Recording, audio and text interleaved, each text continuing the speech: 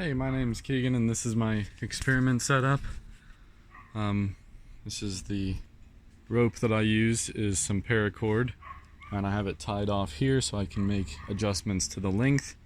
Right now it is set to 140 centimeters, and that is measured from the crest of this bike pump that I use to keep it off of the post to the end of the wrench right here. I'm using a wrench as my weight for the end of it. Nice and dense, but not too big.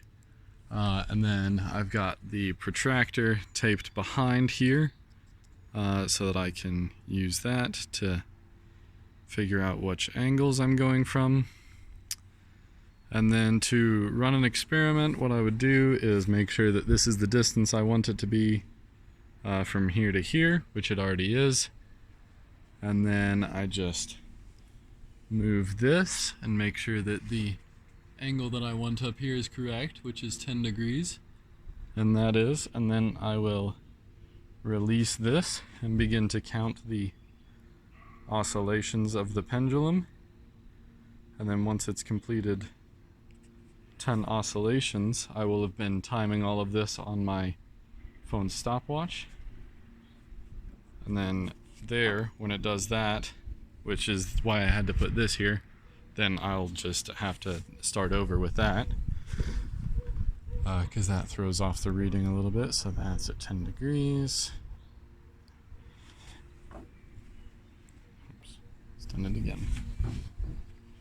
At 10 degrees and release. And then once it gets going,